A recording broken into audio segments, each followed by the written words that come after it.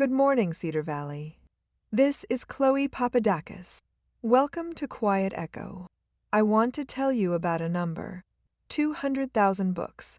The number is how many additional library books were checked out by students in one Texas school district in one school year. The district is Cypress Fairbanks, outside Houston. About 117,000 students. The school year was 2024 to 2025. The first year the district required phones to be put away during the school day. 200,000 more books than the year before. I read the number twice.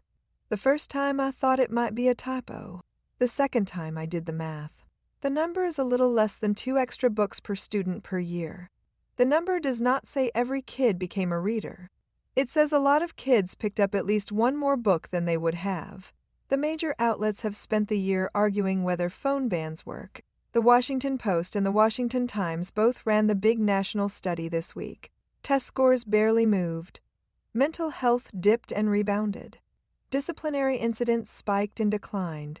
The conclusion was the bans are doing what they were designed to do.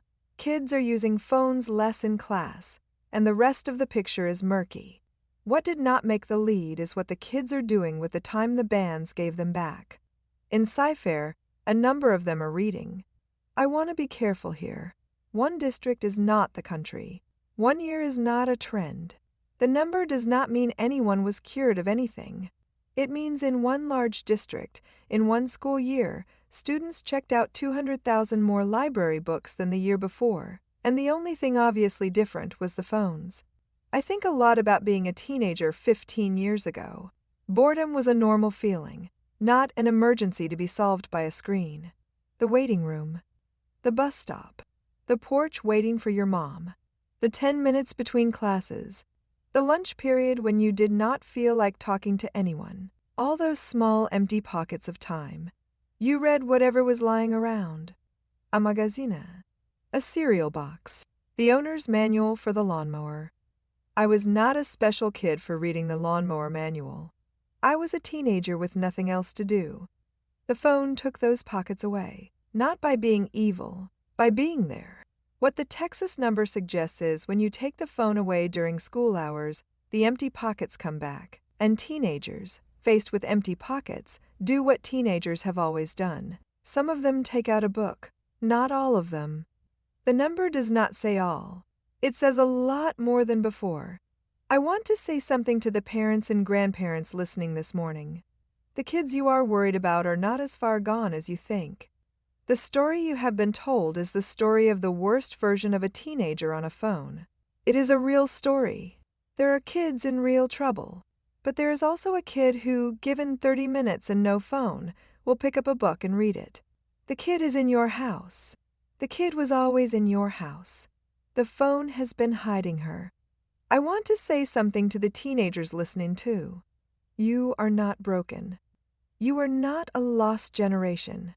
You are a generation handed something nobody asked for and told to figure out how to live with it, and most of you are doing better than the news lets on. 200,000 of you in one Texas district just spent a school year reading more than the kids ahead of you. The number is not nothing. I want to add one more thing before I close. I have been thinking this week about what a library actually is. Not the building, the function. A library is a room full of patient voices. Every book on every shelf is a person who sat down and tried to put something true into words, and decided to leave it there in case you ever came looking. The voices have nowhere to be. They will wait. They have been waiting your whole life. The phone was the opposite of the library. The phone was a room full of voices, all talking at once, and none of them could wait. They all needed you right now. They needed you to like and react and scroll and not stop. The phone was the loudest room ever invented. It was also, in a strange way, the loneliest. Everyone in it was performing. Nobody was sitting down.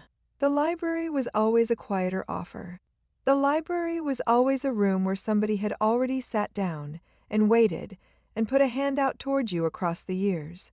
The kids in Texas just took the offer 200,000 times in 1 year. I am not writing about policy. I am writing about a number. 200,000 books, off the shelves and into the hands of teenagers, in a school year nobody told them was special. The cameras pointed at the debate. The kids went to the library. Nobody wrote a song about it. Nobody took a video. They just read. What might happen if we let it be a small piece of good news and held on to it? Walk down to the library and tell me what you think. Cedar Valley News has a Facebook group. There is a conversation going on. If you want to join us, tell us what your kids or grandkids are reading this year, or what you remember reading when you were the only one in the room. I will put the link in the show notes. This is Chloe Papadakis, your host for today's Quiet Echo. Thanks for listening. Quiet Echo is part of the fictional Cedar Valley News series, written by Evan Swenson, publisher, Publication Consultants, and Claude Marshall, AI developmental editor. While the people in town of Cedar Valley are fictional, Cypress Fairbanks Independent School District, the library checkout figure, and the cited national studies and reporting are real. You've been listening to the Cedar Valley News Podcast, where small-town voices meet the headlines shaping our world. From faith and family to front porches and fields. We'll be back with more stories connecting real lives to real events. Until next time, keep your porch light on, your faith strong, and your heart open. This is Cedar Valley News.